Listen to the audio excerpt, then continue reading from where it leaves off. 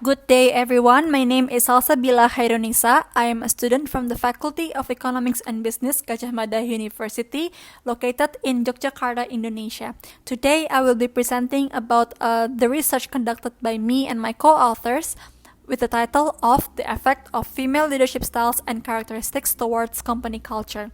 This presentation is intended as a participation for the 4th International Conference on Business Education, Social and Technology 2023.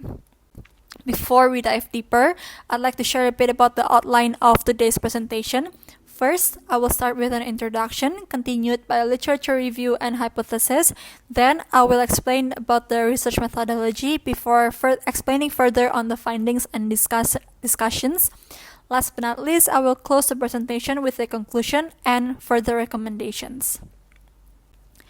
Okay, so in the context of female entrepreneurship, female leaders often face the challenge of establishing a substantial position within and outside the organizations. As females, we are unfortunately still perceived and associated to our stereotypical roles that are very much implicated by cultural cognition and limited social construct. As a consequence, female leaders tend to be given less responsibilities and encouragement, therefore excluded, resulting in the complication for female leaders to increase effectiveness and performance. However, it is interesting to note that studies have shown how female leaders are favorable. Studies have shown that the leadership traits to positively influence an organization's performance are commonly delivered by women and can be found within the different approaches being taken. This will be further discussed in the research. Considering the aforementioned points, the focal focus of this research is to address the relationship between female leadership styles on performance levels, both internally perceived by the performance of company culture and externally perceived by the performance within specific industry. By gathering relevant insights, we aim to answer the following research questions. First, what is the relationship between male and female leadership characteristics and company culture? Second, do female leadership styles create a better company culture in specific industries? Alright, so moving on to the literature review. According to Northouse and Rahman, women started working in more essential positions at companies back in the 1970s.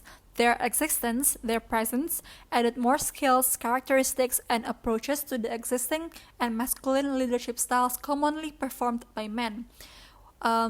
Burke and Collins, Egli et al., and Rahman also argued that women are known to be more democratic and transformational than men when occupying a leadership position. Furthermore, female leaders are generally more people and relationship-oriented, with communication and coaching as part of their daily approach as leader. Whether these female styles influence performance internally and externally turn out to be a question up for debate, which brings us to our critical synthesis. Why? Because the argument that this relationship often depends on the specific type of organization and industry. Northouse also suggested that performance and leadership styles are positively correlated when the leading role is congruent with the gender. Therefore, it is important to separate these variables and focus on catching the female leadership style effect on performance. Because this study intends to find the comparison of the leadership styles and characteristics between female and male leaders for each perspective, the hypotheses that will be examined are: first, adapting to female leadership characteristics positively influences company culture. Second, female leadership styles are better in specific industries compared to male leadership styles. Now, in order to support each of those hypotheses, this research implemented both quantitative and qualitative data collection methods that consist of surveys and interviews, following the conceptual model that you all can see in the screen.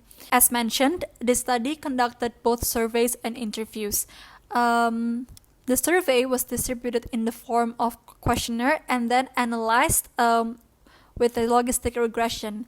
On the other hand, the qualitative design of this research implemented structured interviews held online with 10 open-ended questions, which then analyzed with thematic analysis method introduced by Maguire and Delahunt.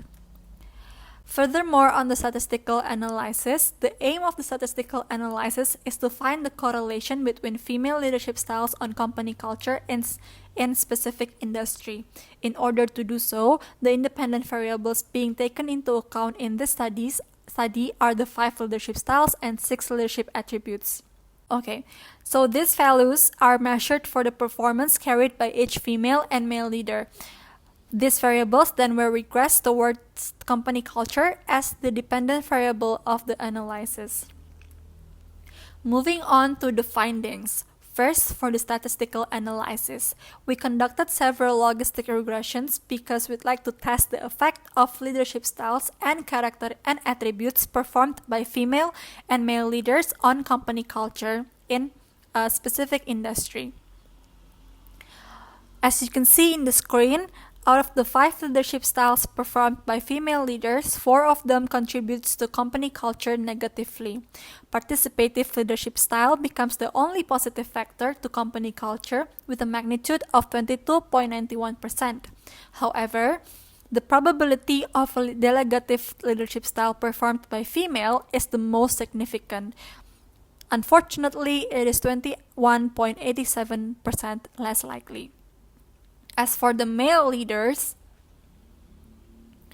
in all the probability, the table predicted that transformational leadership style performed by male leaders is the most significant. However, negatively influences company culture, specifically in the discussed industry, that is, industry of business and personal services. The next logistic regression was for the leadership attributes. First, as you can see in the screen, the leadership attributes of decisiveness and understanding performed by female leaders are the most significant on company culture.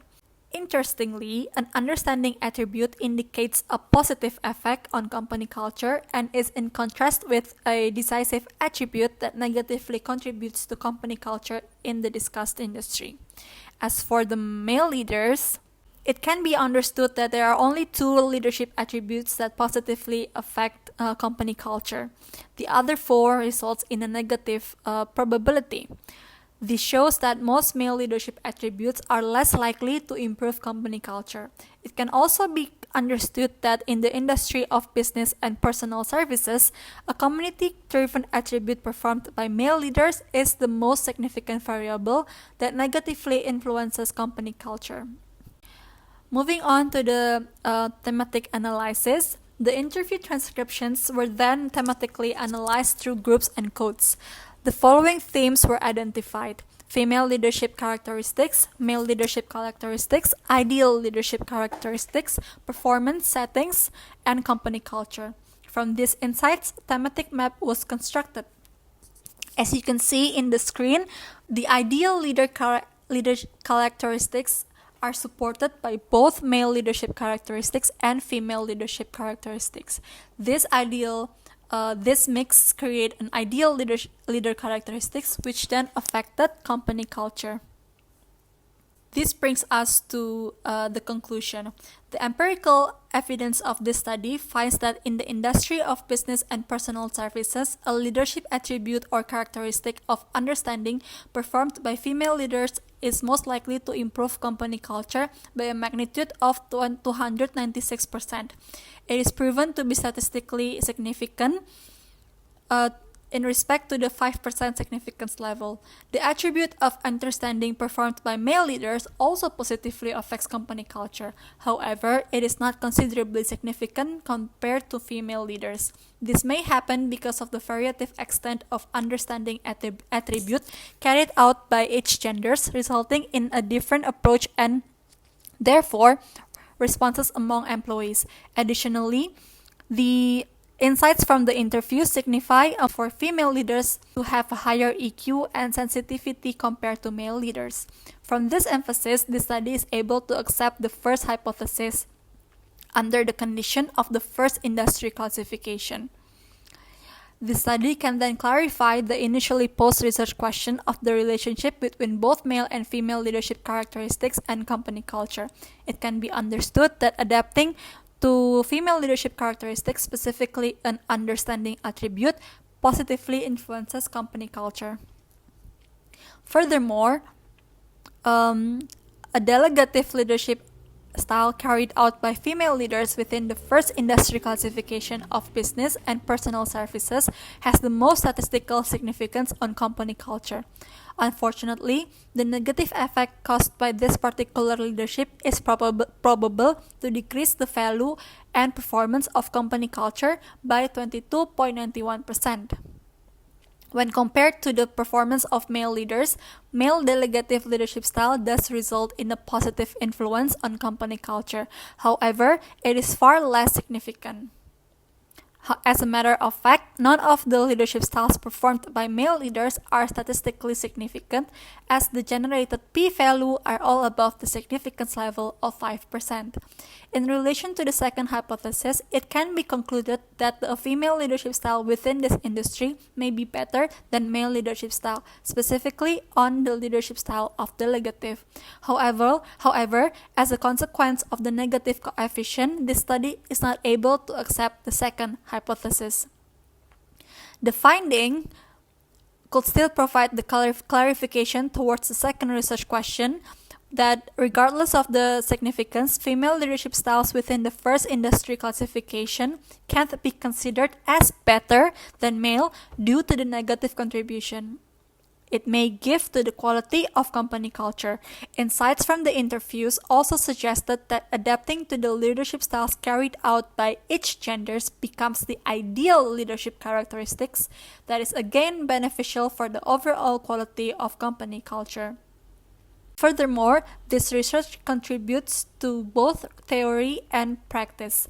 First, the first contribution to theory is that female leaders are indeed proven to be more understanding, possibly due to their ability and initiative on maintaining clear communication, sociability, supportiveness, and openness, as referred on Burke and Collins and Vizier. However, this study predicts that a delegative leadership style performed by female leaders may negatively affect the overall quality of company culture. This poses a contradiction towards the previously described democratic approach by Egli et al. And Rahman that described female leaders has been proven to result as a better facilitator to company culture, which is expected to lead to a higher job satisfaction. Therefore, the contribution to practice are: first, female leaders could avoid delegative leadership style due to possible ramifications. Second, female leaders should maintain their ability and initiative to be understanding, as this could improve the quality of company culture. Third, it is recommended for leaders to adopt each gender's prominent leadership styles and attributes to perform propitious company culture. The limitations of this research is that the weak sample size for both surveys and interviews. This weakness has impacted the findings of the overall research by not providing sufficient and significant evidence.